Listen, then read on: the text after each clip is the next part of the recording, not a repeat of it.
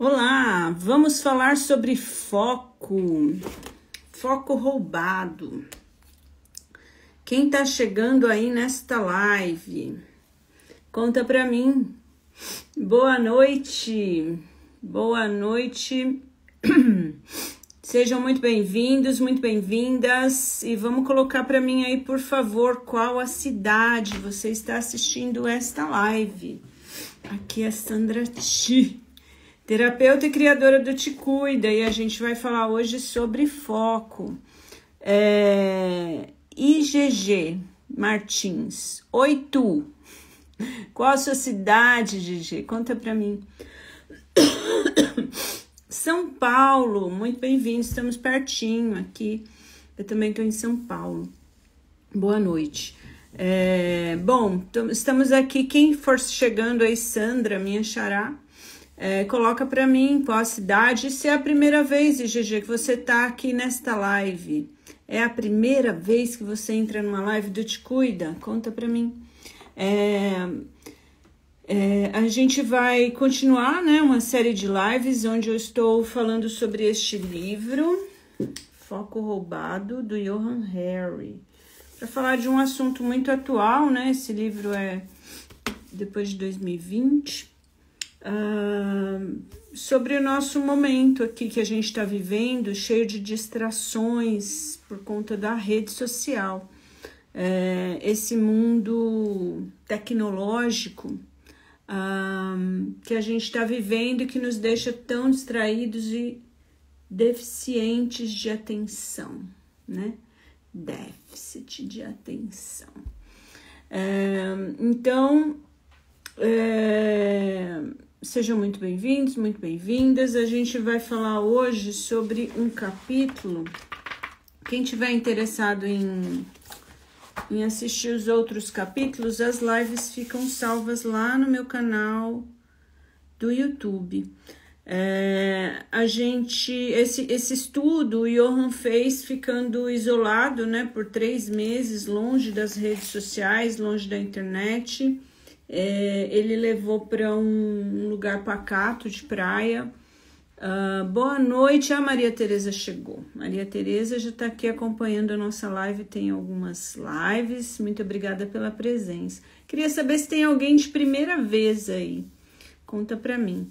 Boa noite, Maria Tereza, muito bem-vinda. Obrigada aí por prestigiar a live do Te Cuida. Vamos continuar aqui o nosso assunto sobre o foco. Então, como eu estava dizendo, o Johann ficou isolado lá por 3 meses, sem rede social, sem internet. E aí ele começou a perceber como o dia dele durava mais, como ele dormia melhor. Como ele é jornalista, ele tem acesso a várias pessoas, autoridades, né, da área da tecnologia, cientistas. Obrigada pelos coraçõezinhos. Ateliê de Artes entrou, Nazira, boa noite. E ele é jornalista do The Guardian, do The New York Times, então ele conversa com muitas pessoas, então o livro dele é muito bem embasado, né? O que ele traz aqui tem bastante embasamento.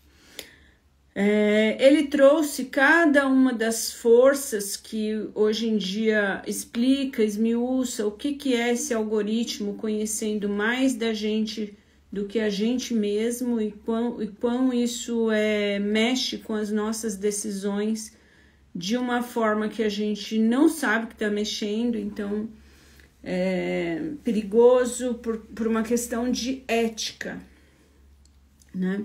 Uma questão de a gente, os executivos que saíram dessas grandes big techs e abriram essa informação para o mundo, né, naquele Dilema das Redes, por exemplo, que é um documentário que tem na Netflix, eles saem de lá por conta de entender que estava havendo uma falta de ética em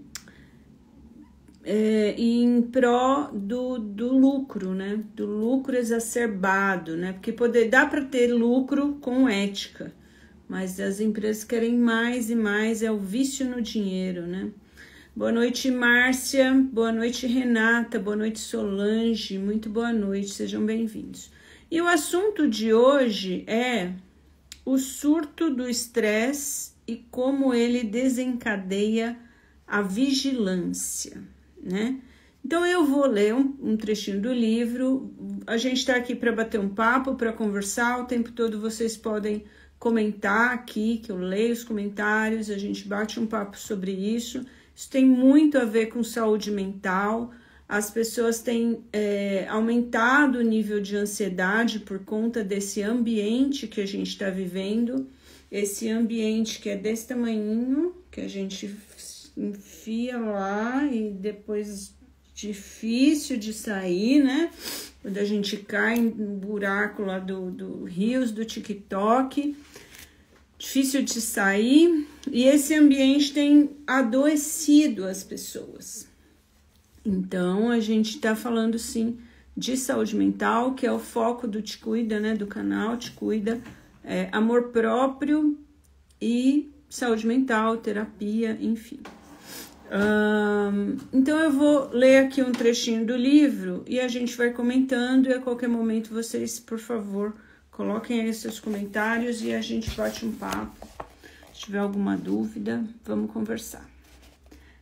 Quando admiti para mim mesmo que tinha um problema de atenção, fugi para Provincial. A história que eu contava sobre o que havia acontecido com o meu foco era simples.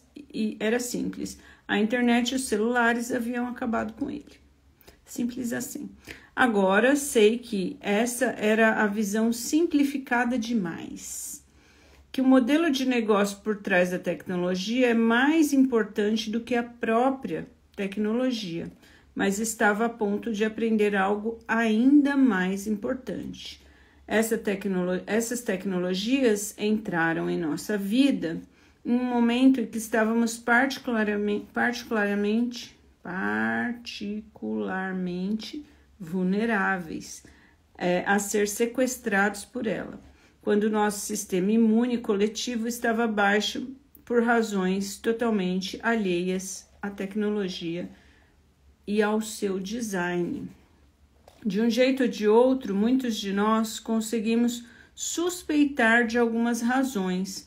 No início de 2020, decidi me juntar ao Conselho para Psiquiatria baseada em evidências, contratante do YouGov, uma das principais empresas de pesquisa do mundo, para fazer o que me consta, a primeira pesquisa científica de opinião já realizada sobre atenção nos Estados Unidos e Grã-Bretanha. A pesquisa identificou pessoas que sentiam que sua atenção estava piorando e então perguntaram por que acreditavam que isso estava acontecendo. Davam-se a elas 10 opções de escolha. A número 1, então 10 opções de escolha.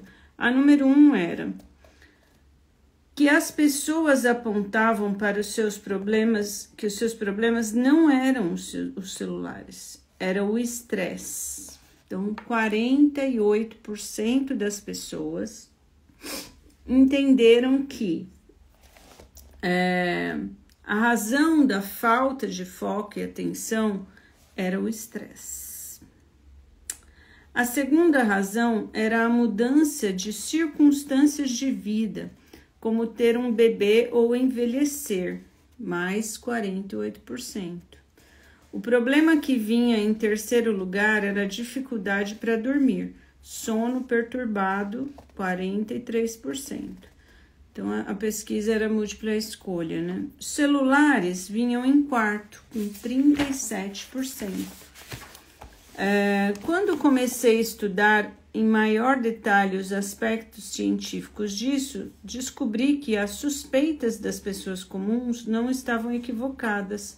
Há forças mais profundas que nossos celulares em ação na web.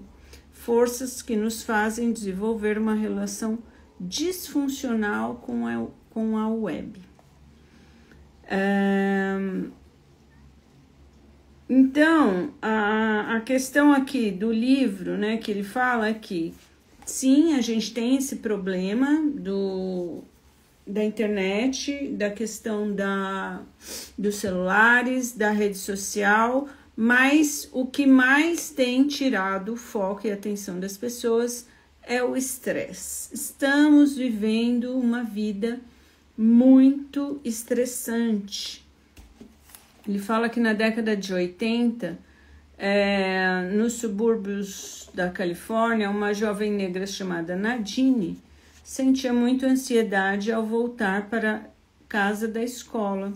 Ela amava a mãe, que havia lhe ensinado algumas jogadas incríveis na quadra de tênis, e sempre lhe dizia para estudar, porque depois que se adquirir uma boa educação, ninguém pode tirá-la de você.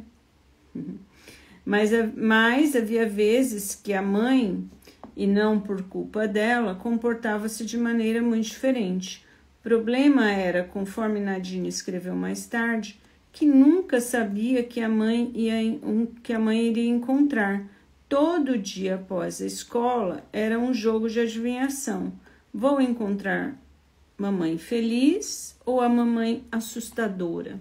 Então, ela tinha uma mãe que tinha algum distúrbio aí, né? Vamos ver. 2 décadas mais tarde, a doutora Nadine Burke Harris observava 2 crianças sentadas diante dela em uma sala de consultório e sentiu algo, uma dor antiga conhecida. As crianças tinham 7, 8 anos e poucas horas antes o pai delas enfiara as 2 no carro, deixou de pôr o cinto de segurança nelas de propósito e saiu dirigindo até encontrar um muro. Então, apontou o carro para o muro, pisou fundo no acelerador. Nadine observava aquelas crianças e pensava no quanto deviam ter ficado com medo e sabiam intuitivamente como era esse tipo de medo. Ela me contou. Fui capaz de ser empata em um nível fisiológico, se é que isso faz algum sentido. Sei o que aconteceu nessas horas. Aquelas crianças, fiquei sabendo, tinham um pai com esquizofrenia paranoide. É complicado, né? Então, a questão aqui, o que ele está falando, né, de muitos estresses que as pessoas vivem, né? Nadine também ficou sabendo que naquele novo bairro havia avós que às vezes dormiam na banheira por medo de serem atingidos por balas perdidas enquanto dormiam. Mais tarde, ela refletiu sobre como é viver o tempo todo de uma violência aleatória como aquela. Viveu em Bayview, ela concluiu, era estar constantemente mergulhada no medo e no estresse. E a gente sabe o que é isso, né? Ele está falando do cenário lá dos Estados Unidos, mas a gente também tem esse cenário aqui no Brasil, né, numa grande cidade. Infelizmente, é comum a gente viver rodeado de medo, né? Um dia, um garoto de 14 anos com diagnóstico de TDAH, vou chamá-lo de Robert, foi levado para o consultório de Nadine. Também alterei outros detalhes ao longo deste capítulo a pedido dela, respeitando a confidencialidade médica. Robert recebera a prescrição de tomar metilfenidato, uma medicação estimulante que não poderia fazer qualquer diferença para ele. O garoto dizia não gostar de como se sentia ao tomá-lo e queria parar de tomar, mas os médicos anteriores haviam insistido para que ele continuasse e com doses cada vez mais elevadas. Nadine perguntou para Robert e a mãe dele com que idade os problemas de atenção dele tinham começado a se manifestar, e ele falou que era aos 10 anos. Ela perguntou: o que aconteceu então? Bem, eles explicaram que foi quando o garoto passou a viver na casa do pai. Conversamos a respeito do divórcio e da vida do garoto, e então Nadine perguntou gentilmente: por que Robert foi viver com o pai? Demorou um tempo até os dois se disporem a contar a história.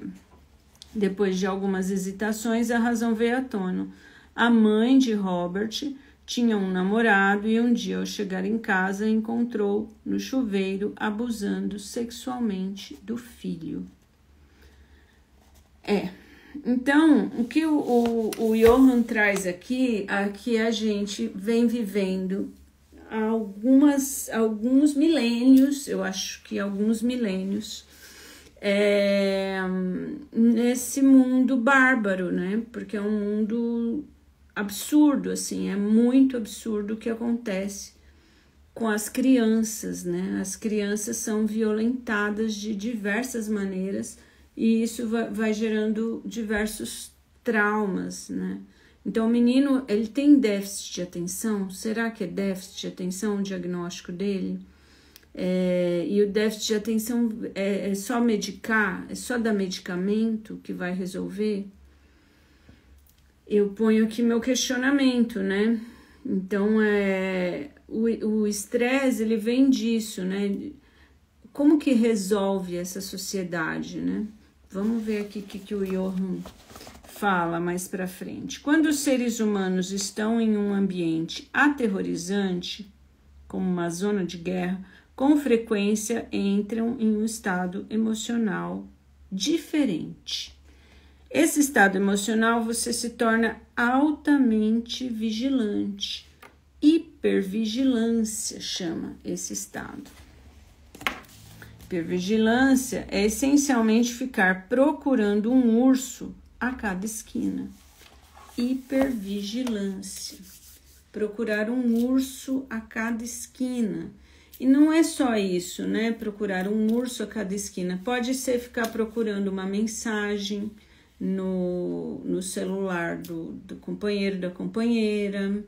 Pode ser ficar procurando um cheiro, um fio de cabelo. Pode ser ficar procurando, enfim, tantas coisas. É hipervigilância, ficar procurando um problema. Por quê? Porque a pessoa tem um estresse pós-traumático e aí ela vai ter esse comportamento hipervigilante. Sua atenção foca em indícios de potenciais perigos, em vez de focar em estar presente naquilo que de fato está acontecendo, ou na lição da escola que deveria estar aprendendo, ou no trabalho que se supõe deveria fazer.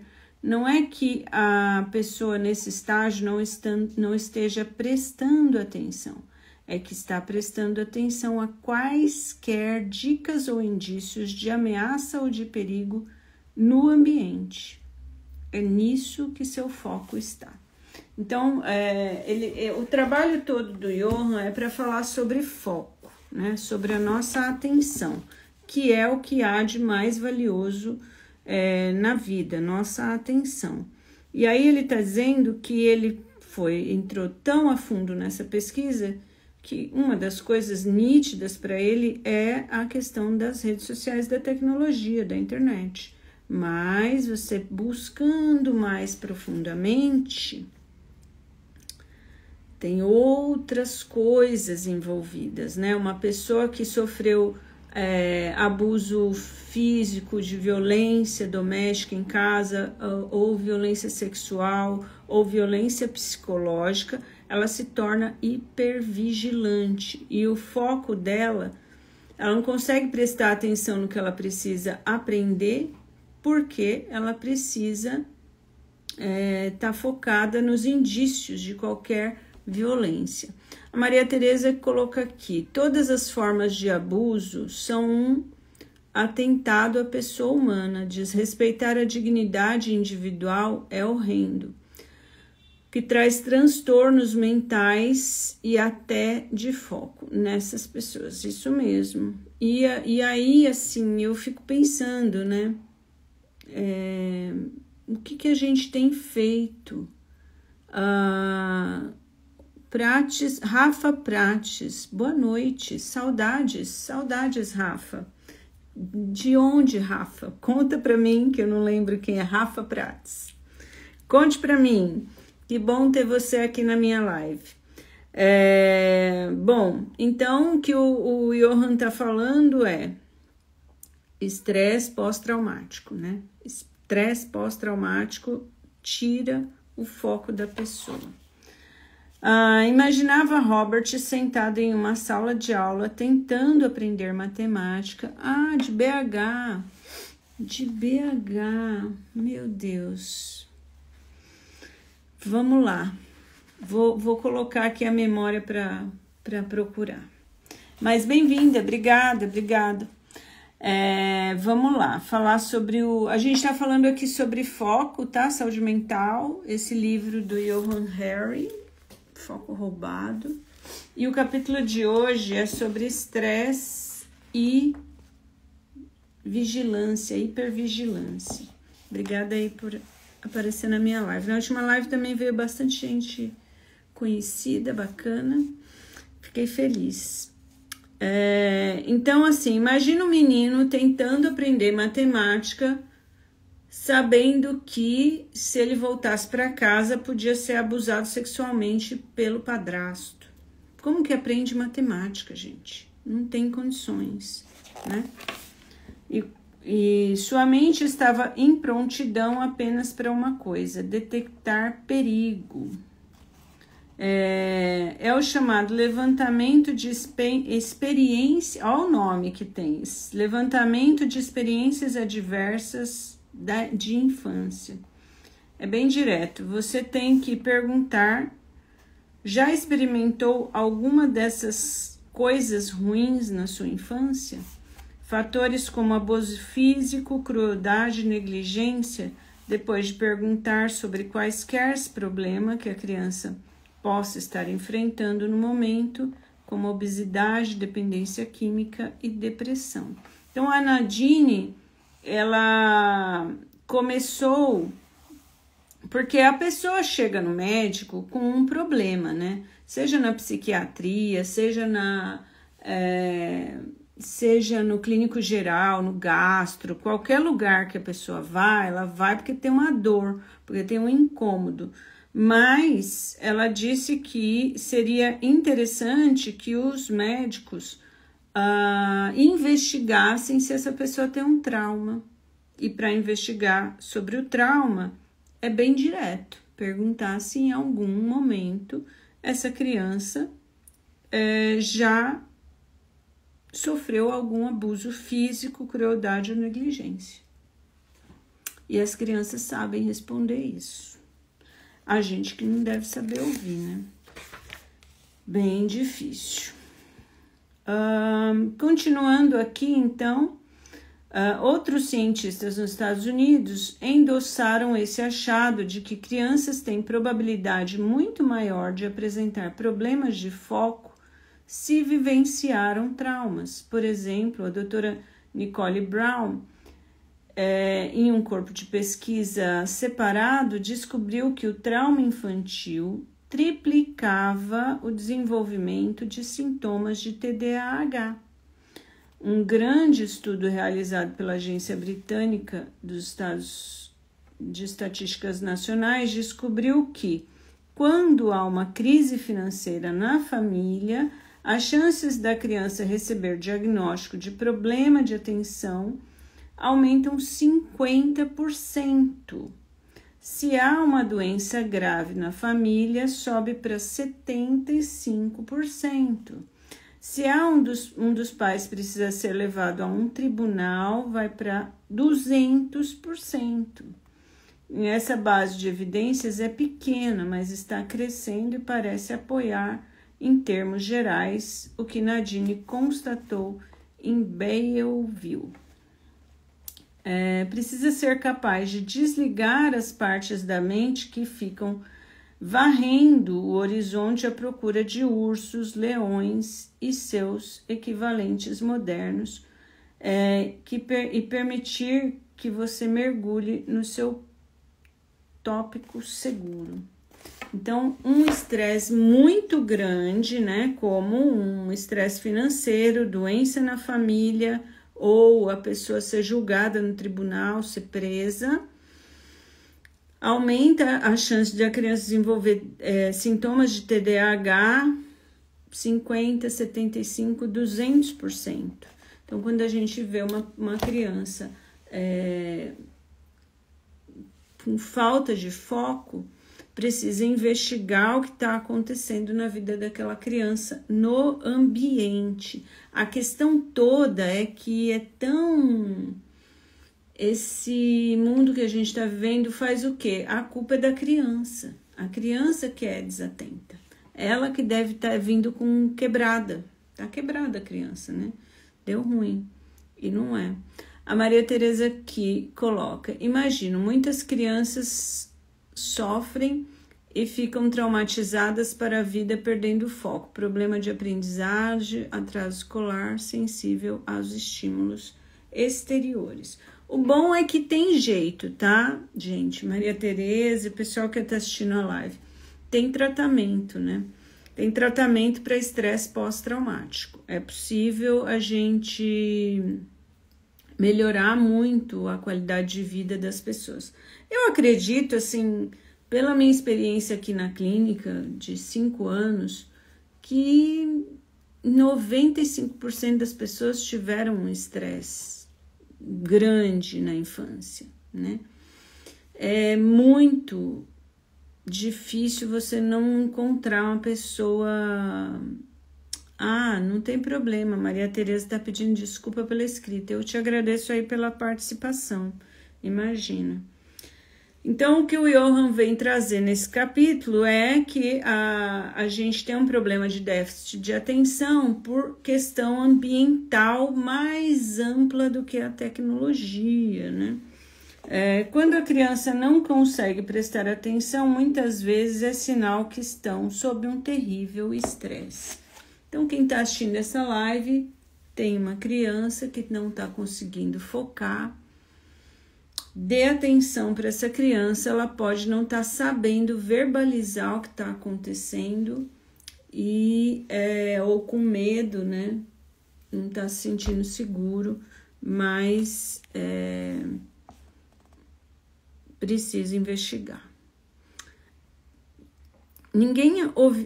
Quando conversei com Inga em Ohio, ela me disse: ninguém havia tomado nenhuma providência, apenas diziam: nossa, ele tem problemas de atenção, blá blá blá. Nem sequer conversaram com o garoto enquanto ele recebia medicação. E o outro problema que o Johan vai trazer aqui, né? Eu li o livro já e grifei e lembro disso. É que além de a pessoa, não o médico, né, normalmente, só o médico pode medicar, não pergunta o que aconteceu para ir tirar o fator estressante da vida da criança, dá um remédio, né? Dá um remedinho e reza, né, para que funcione, que depois a gente vai falar sobre essa questão. Precisamos reduzir a quantidade de coisas assustadoras ou estressantes que seu filho está experimentando e vendo, e colocar no lugar um monte de coisas que aconteceram, e introduzir uma mente de cuidado e coisas que alimentam. Então, assim, a Nadine começa a questionar, né? Se aquela era uma abordagem equivocada, qual seria a correta? Como poderia ajudar Robert, todas as outras crianças como ele que estavam sob seus cuidados? Contou que passou a explicar: acredito que isso, a incapacidade de focar, é causado pelo fato do corpo da criança produzir muitos hormônios do estresse. Então, nossa maneira de corrigir é o seguinte: criar um bom ambiente, né? Tirar a pessoa do ambiente estressante, colocar num ambiente em que não aconteçam coisas assustadoras, em que a pessoa é cuidada, em que a pessoa recebe atenção, alimento, carinho, amor. A solução dela não vende na farmácia, não dá para ter uma patente, não gera bilhões de dólares para um único empresário, né? não temos. Então, por isso que ninguém faz propaganda disso. Vocês já viram propaganda de dar cuidado, carinho, atenção para uma criança? Não tem.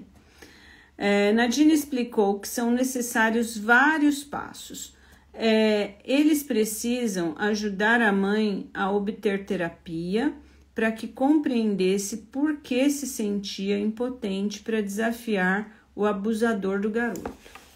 A Maria Tereza coloca, só para complementar o raciocínio, atrasos na fala, comportamentos regressivos, dificuldade de controlar emoções, comprometimento no desenvolvimento e autoestima. Sim, é isso mesmo, Maria Tereza. O foco, né, é que ele está falando aqui sobre o foco, mas a criança apresentou qualquer mudança ali brusca, tem um trauma envolvido, né? Com certeza tem. Mas aqui a médica fala, então, ó, como que a solução não é simples? Primeiro, tem que dar terapia para a mãe, né? E eu já vi a Judite falando sobre esse caso. Uma coisa que também precisa de terapia para o abusador, né? E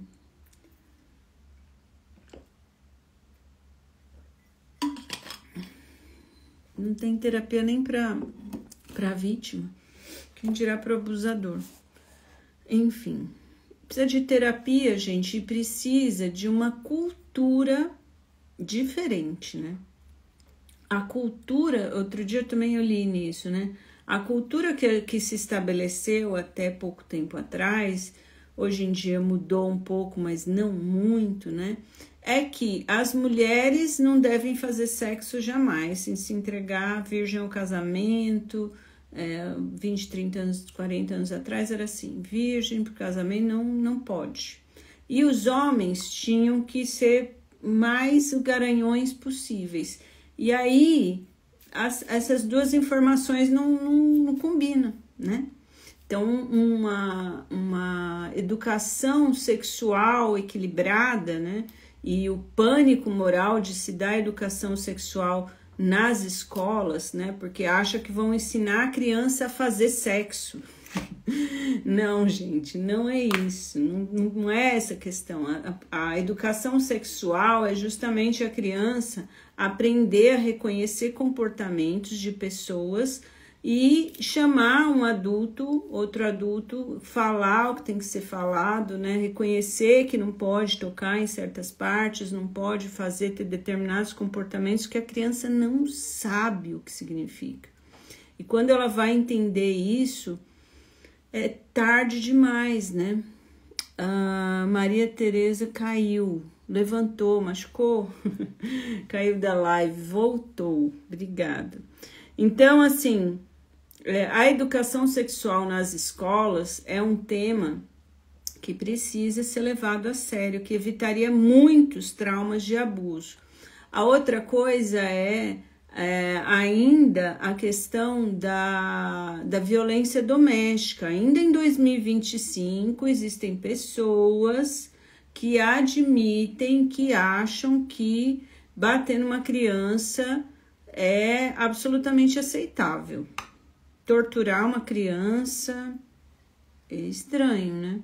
2025, gente, a gente tá em 2025. Se um adulto não consegue, se alguém bate num colega de trabalho, né? Você tá lá no escritório, sei lá, na loja, e qualquer lugar de trabalho, a pessoa não faz o que você quer, você vai lá e bate nela, né? Então, não existe argumento para isso. Na minha visão, não tem. 2025 não tem argumento para violência desse tipo. E, obviamente, né, que a gente também tem um estresse maior, que é o estresse econômico, financeiro, estresse de a pessoa... Às vezes os pais estão sendo despejados da casa, estão estressados com outra coisa, não faz sentido, mas acaba descontando na criança. Então, o nível de segurança de todo mundo, acho que ele vai entrar aqui nesse assunto. Vamos olhar. Aí ela fala, né? Tinham que prescrever todas as formas de violência, verbal, não verbal, são traumatizantes, a Maria Tereza coloca, né? Ela fala que tinham que prescrever yoga, tanto para a criança abusada quanto para a mãe, para que se reconectassem com o seu corpo e ajudá-los a melhorar seu padrão de sono e de nutrição. Agora, aqui no nosso cenário brasileiro, pelo SUS, é utópico ainda, né? Se bem que existem coisas maravilhosas, né? Eu tenho uma pessoa que conheço que o filho é autista e ele faz terapia com cavalos, tudo pelo SUS. Posso estar falando bobagem, mas pelo que eu saiba, ele é tratado pelo SUS. Enfim, a gente tem a capacidade de mudar a nossa realidade. É o que a gente falou na live anterior, né? Também a gente não pode entregar os pontos e achar que não tem jeito, né? Tem jeito. Parece que é impossível haver uma mudança, mas era impossível também. Aqui estão a acabar com a ANS. A Maria Tereza está em Portugal, né?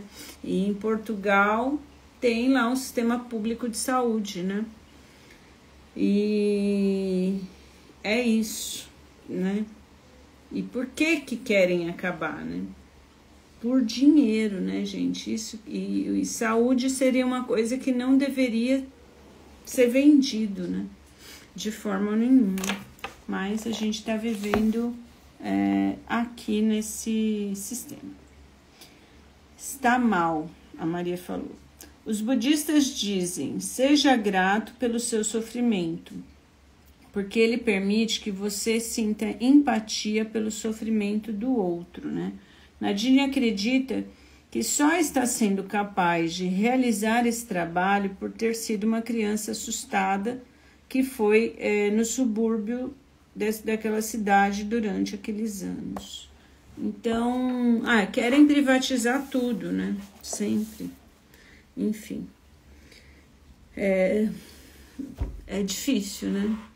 Mas o que ela coloca, gente, é que a gente ressignificar também o nosso trauma passa pelo... Quando a gente vai para terapia, né? A gente aprende fazer realmente do limão a limonada com o que aconteceu com a gente, porque é isso, todo mundo vai ter problemas, né? Ainda eu acredito que a gente evoluiu bastante, sempre falo isso, enquanto humanidade, mas é óbvio que a gente ainda tem muito que evoluir, né? Então, o negócio é isso, né? A gente só entende a dor do outro quando a gente passou por essa dor. E se a gente não passa, não compreende, não entende, não tem jeito. Então, tem um significado aí para isso, né? Que os budistas milenarmente já sabem. É isso. Gente, então, depois eu vou falar mais uma parte deste capítulo, que o Johan... Na terça-feira a gente continua com esse capítulo sobre essa questão da hipervigilância, né?